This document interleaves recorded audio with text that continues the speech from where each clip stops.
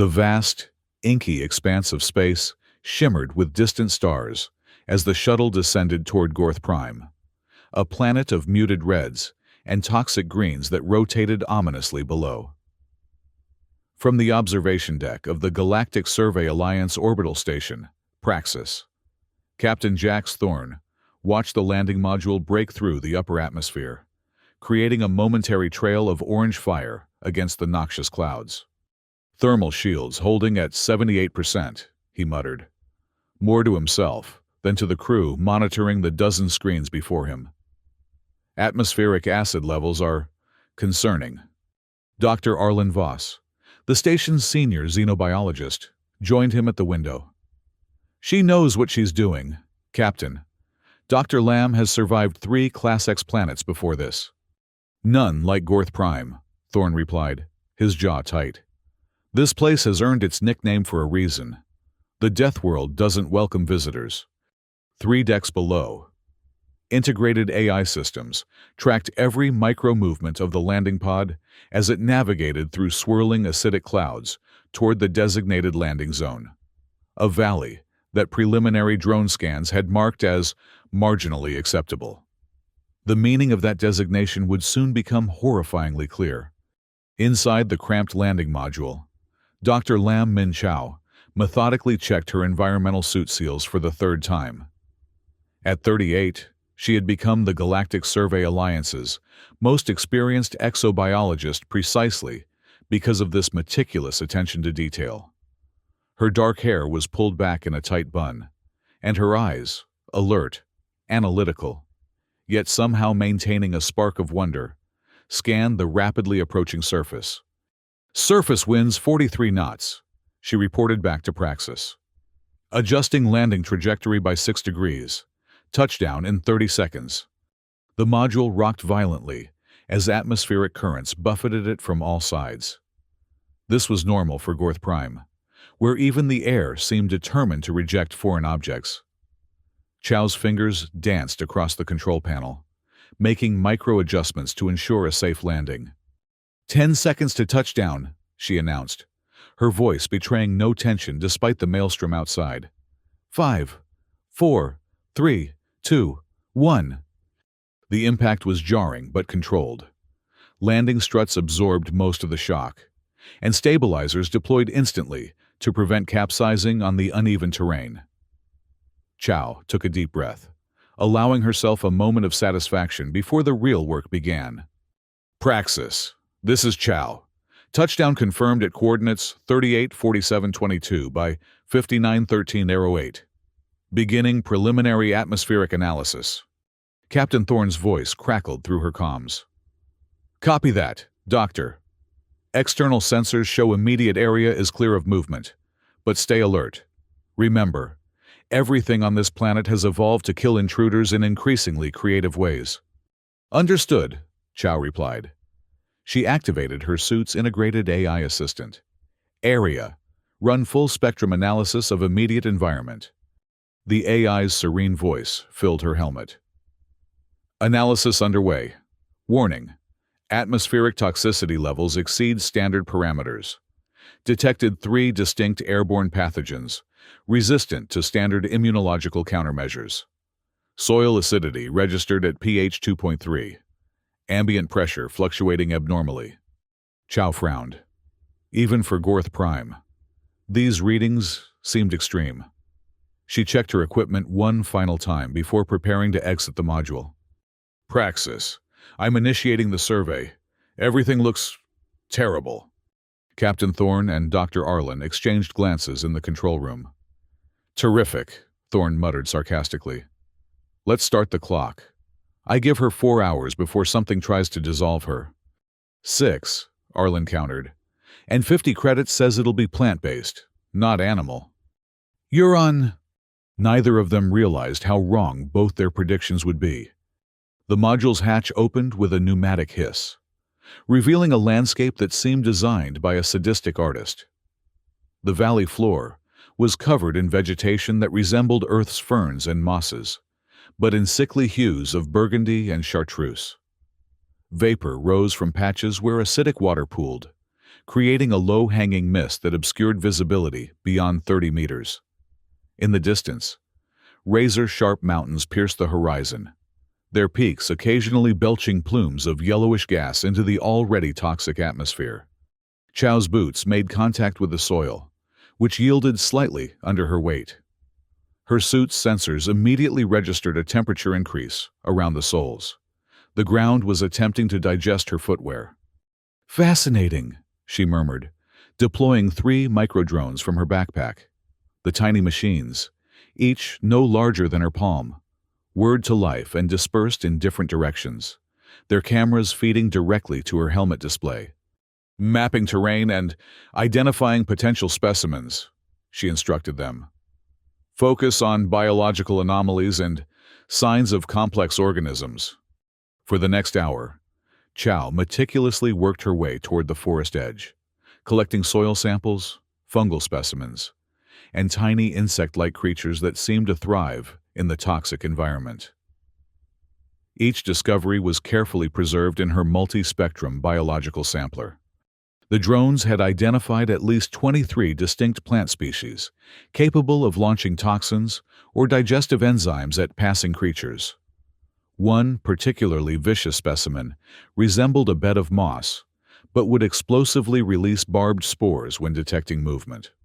Another looked like hanging vines but could whip out with surprising speed, their tips equipped with neurotoxin-laden thorns.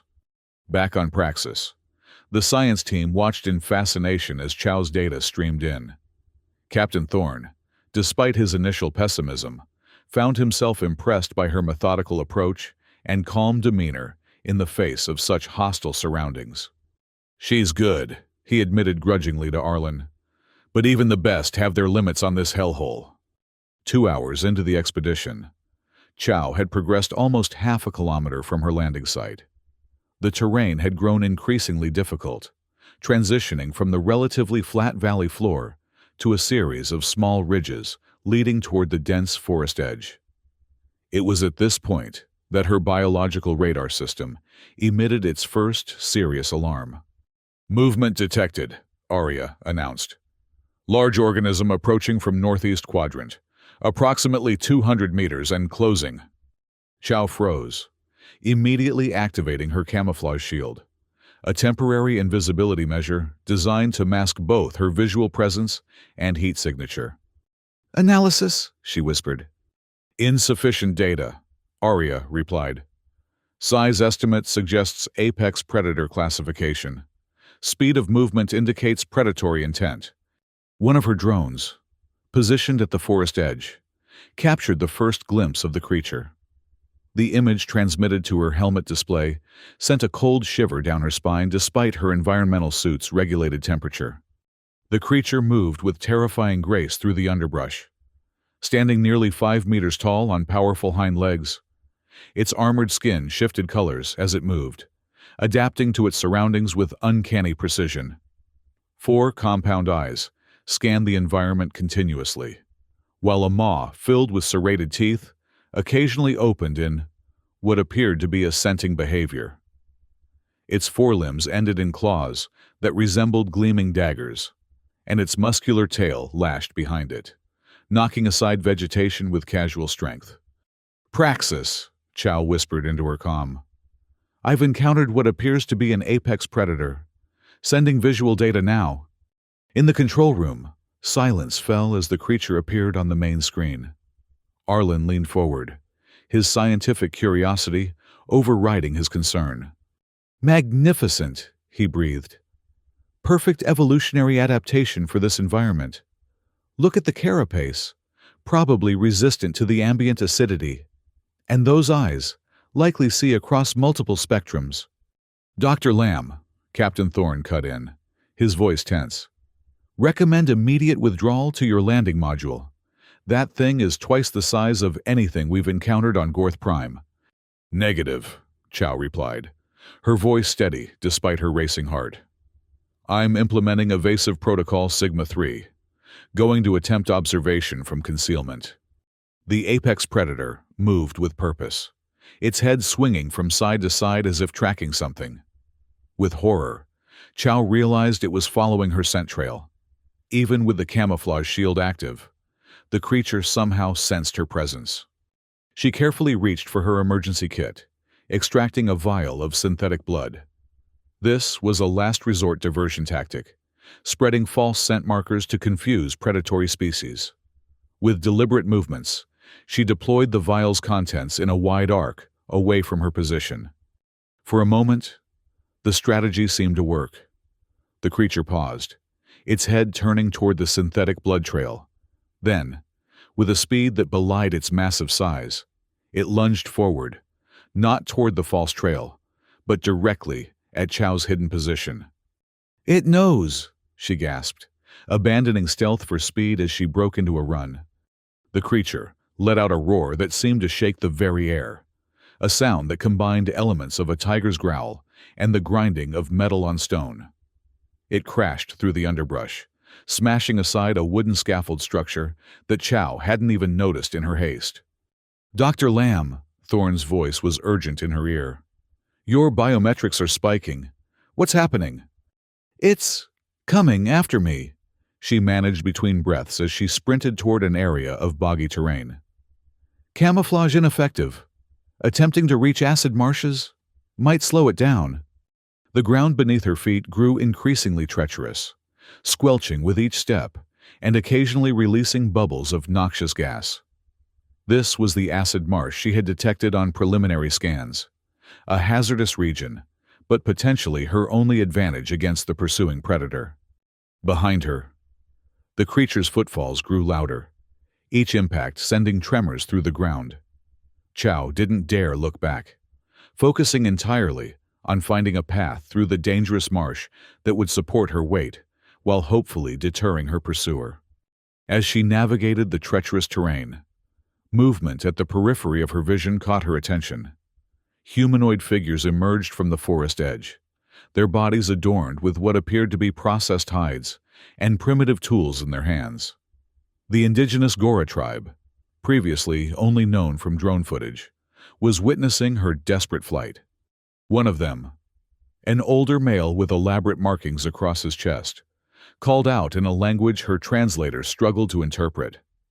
The partial translation that came through her helmet speakers was ominous. "Run faster. If caught, best meal this territory has seen." The warning needed no clarification. Chow redoubled her efforts, pushing her body to its limits as she crossed the marsh. The acid pools bubbled ominously with each step, her suit's exterior showing early signs of degradation from the caustic environment. The apex predator seemed momentarily hesitant at the marsh's edge, its compound eyes fixed on her retreating form. Then, with what almost seemed like calculated determination, it began to skirt the edge of the marsh, moving with astonishing speed to cut off her escape route. "It's intelligent," Chow reported breathlessly. "Tactical movement, trying to flank me." On Praxis, the science team watched in horror as the creature's path converged with Chow's projected route. Captain Thorne was already mobilizing the emergency response team, though he knew they wouldn't arrive in time if the predator caught her. Chow reached a narrow stream of highly acidic liquid, a natural barrier that might buy her precious seconds. She leaped across, her boots barely clearing the caustic flow. As she landed on the opposite bank, the ground gave way beneath her, collapsing into what appeared to be a concealed tunnel or cave entrance. She tumbled downward, her suit's impact absorption system preventing serious injury, but unable to stop her descent.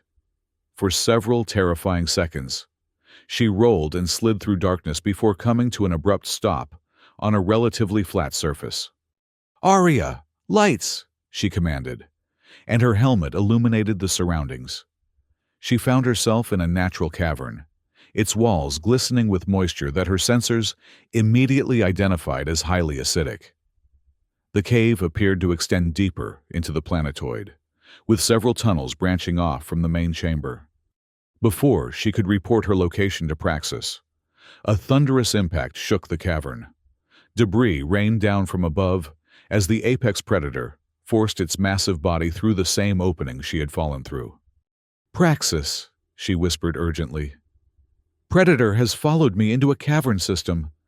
I'm—" Her transmission was cut short as the creature landed barely 10 meters away, its compound eyes fixing directly on her position. In the confined space of the cavern, it seemed even larger, more terrifying. Its armored skin rippled with color changes that matched the cavern walls, making parts of its body seem to disappear into the background. Chow knew she had nowhere left to run. The tunnels were too small for her to navigate quickly, and the predator's speed would make any escape attempt futile. With trembling hands, she reached for her emergency defense tool, a sonic disruptor designed to disorient predatory species. The apex predator advanced slowly, almost cautiously, its head lowered to her level. Those compound eyes, studying her, with what she could have sworn was curiosity, rather than pure predatory intent. The moment stretched, a surreal standoff between human scientist and alien apex hunter. Then, with breathtaking speed, the creature lunged forward. Chow had no time to activate her defense tool. The massive predator's forelimbs wrapped around her, pulling her against its armored chest. She closed her eyes, certain that this was the end, that at any moment, those terrifying jaws would close around her helmet and crush both it and her skull inside. But the killing bite never came. Instead, to her astonishment, the apex predator curled its massive body around hers, assuming a posture reminiscent of a child seeking comfort from a parent. Its previously aggressive growls transformed into a series of soft, almost plaintive sounds. The creature's compound eyes dimmed slightly, and its body temperature, registered by her suit sensors, decreased from hunting mode elevated levels to a more resting state. On Praxis, alarms blared as Chow's biometric signal briefly disappeared, then re-established at an unexpected location. "We've lost visual," Arlen reported tensely. Her last transmission showed the predator making contact, then nothing. Captain Thorne gripped the console edge. "Life signs." "Present but erratic," Arlen answered, studying the data stream. "Heart rate elevated but not critical. Respiratory function normal. But her position indicator shows no movement for the past 60 seconds. "It's got her," Thorne concluded grimly. "Prepare the emergency response team for immediate deployment. We need to—" "Wait," Arlen interrupted, staring at the incoming data with confusion. "This doesn't make sense. Her stress hormones are decreasing, and the proximity sensors indicate the predator is still there. But I don't understand these readings." In the cavern, Chow remained perfectly still, her scientific mind racing to comprehend what was happening. The apex predator had completely enveloped her in what could only be described as a protective embrace. As her initial terror subsided, she noticed something she had missed in the chaos of the chase: a deep wound on the creature's left flank, still seeping a thick, amber-colored fluid that her sensors identified as hemolymph, the equivalent of blood in this species. The realization struck her with stunning clarity. The apex predator wasn't hunting her. It was seeking help. Its behavior mirrored that of injured animals on countless worlds who, driven by instinct or intelligence, sought out those who might aid them. "Praxis," she whispered, slowly activating her comm. "I'm alive. The predator, it's injured. And it's not attacking me. It's treating me like a parental figure." Silence greeted her transmission, followed by Captain Thorne's incredulous voice. "Dr. Lamb, please repeat. Did you say the apex predator is treating you like a parent?"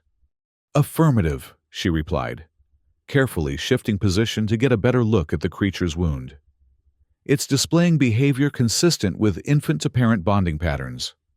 I believe it recognized something in my movements or biochemical signature that triggered this response."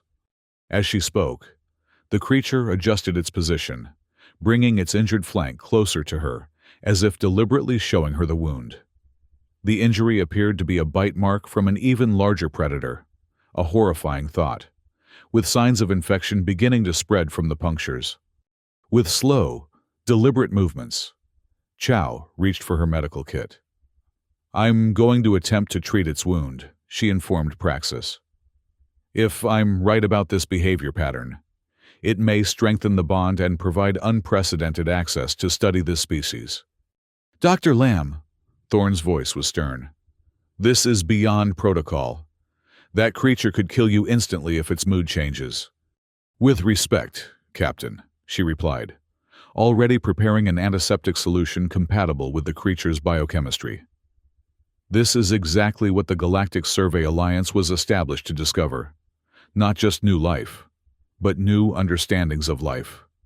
The apex predator watched her movements with those compound eyes, tracking every motion of her hands.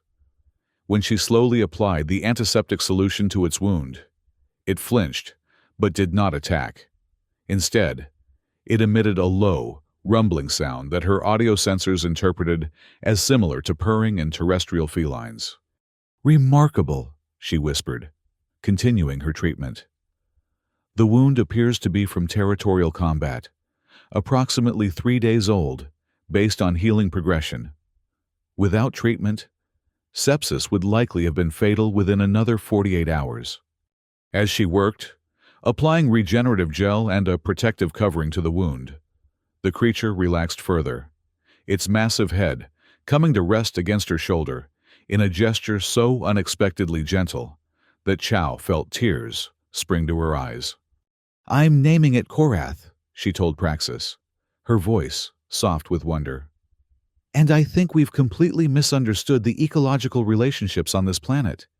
At the forest edge, the Gora tribe had gathered in larger numbers, watching the cave entrance with expressions of shock and reverence.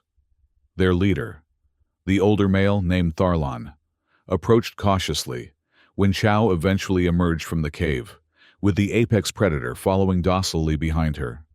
"The guardian beast has chosen you," Tharlon said through her translator, his voice filled with awe. "Many generations since this happened. You are now Mother of the Protector."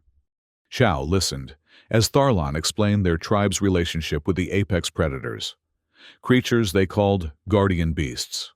According to their oral history, occasionally, these fearsome hunters would select individuals to serve as surrogate parents, forming bonds that lasted decades. Such chosen ones became revered members of Gora society, mediators between the human-like Gora and the predators that otherwise kept their distance. "Praxis," Chow reported later, as Korath rested its massive head in her lap while she sat among the Gora. "I've discovered something extraordinary. The apex predators aren't simply hunters. They're a species with complex social structures that include adoptive parenting behaviors. Korath has, for reasons I'm still trying to understand, imprinted on me as a maternal figure."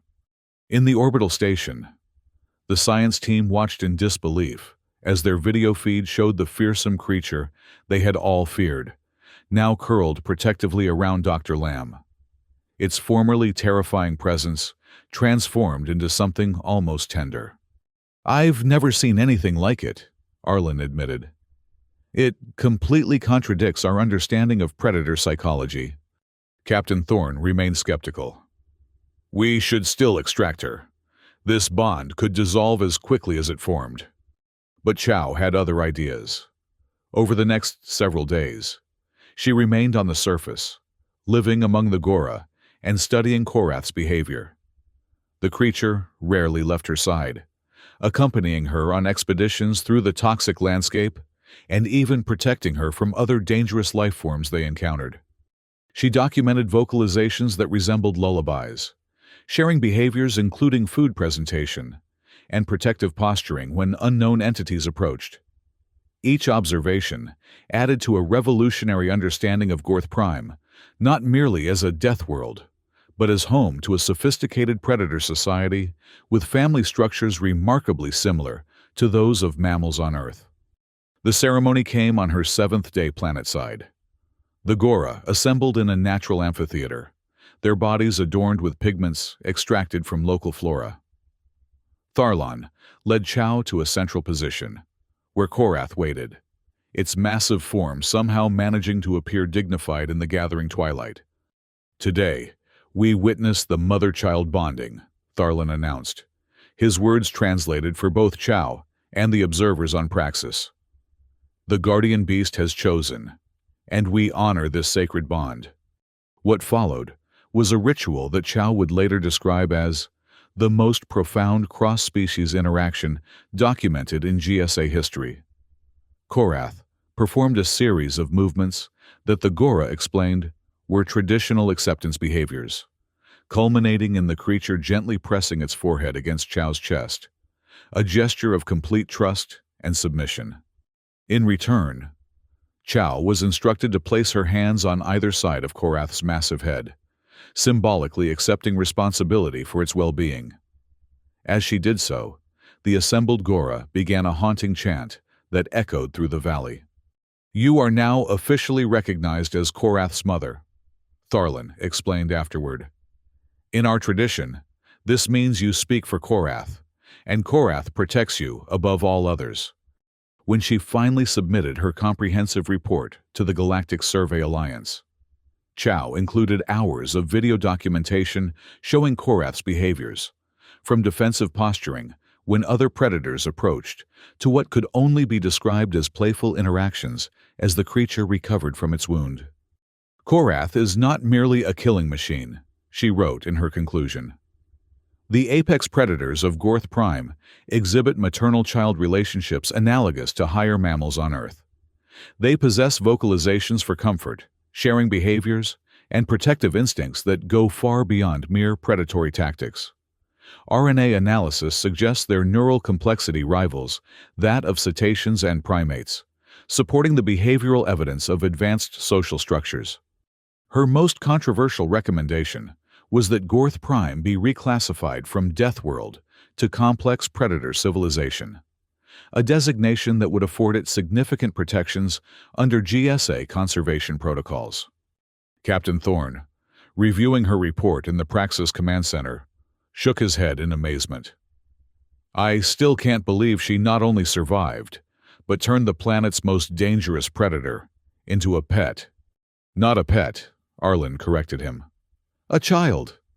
And that distinction matters immensely for our understanding of xenobiology moving forward. The implications extended far beyond Gorth Prime. If apex predators on one of the most hostile worlds known to humanity could exhibit such complex social behaviors, it raised profound questions about predator psychology throughout the galaxy. The line between mindless killer and sentient being had suddenly become much less clear.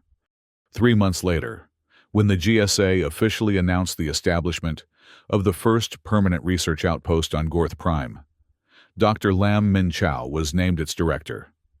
The announcement included an image that quickly became iconic throughout human space. Chow, standing at the edge of the acid marsh. Her environmental suit modified with Gora symbolic elements, while Korath's massive form curved protectively around her, terrifying, yet undeniably gentle in its posture. The outpost's mission statement, drafted by Chow herself, perhaps best captured the transformation in understanding that had occurred. To study not merely how life survives in hostile environments, but how it transcends those environments to create connections that defy our expectations of what is possible. And each night, as the toxic mists of Gorth Prime swirled outside the outpost's protective barriers, Korath would curl up beside Chow's quarters, its massive body providing an additional layer of security that no human technology could match. The creature that had once been viewed as the embodiment of the planet's hostility had become the bridge between two species, all because it had sought comfort rather than prey when it encountered a human willing to see beyond appearances. Captain Thorne, upon his eventual visit to the surface, stood speechless as he watched Korath gently present Chow with a freshly killed indigenous herbivore, a offering behavior that the Gora explained was how younglings demonstrated their growing hunting prowess to parental figures. "I was wrong," he admitted to her as they observed Korath from the safety of the outpost's observation deck. I thought everything on this planet evolved only to kill. They did evolve to kill, Chow replied, smiling as Korath dispatched a smaller predator that had ventured too close to the perimeter. But they also evolved to love. We just needed to look more closely to see it. In the years that followed, the Gora, the human researchers, and the apex predators formed what became known as the Tripartite Guardianship, an unprecedented alliance that protected Gorth Prime's unique ecosystem while advancing understanding of predator psychology throughout galactic academia. And it had all begun because, when pursued by what seemed like certain death, Dr. Lam Min Chow had looked beyond her fear to see the unexpected, a wounded creature seeking not to hunt, but to be held, like a child finding its mother in a hostile universe. As for Korath, it grew into its role as ambassador between species, its intelligence becoming more apparent with each passing month. It learned to distinguish between different human researchers, showed preference for certain Gora tribal members, and developed what the xenopsychologist could only term a sense of humor, occasionally startling new arrivals with mock charges that stopped precisely at safe distances, followed by body language that the Gora insisted was their equivalent of laughter. The scientific papers that emerged from the Gorth Prime outpost revolutionized galactic understanding of predator species. What had once been dismissed as killing machines were now recognized as complex beings with emotional lives, family structures, and cultural behaviors that had been overlooked by researchers, too focused on their lethal capabilities.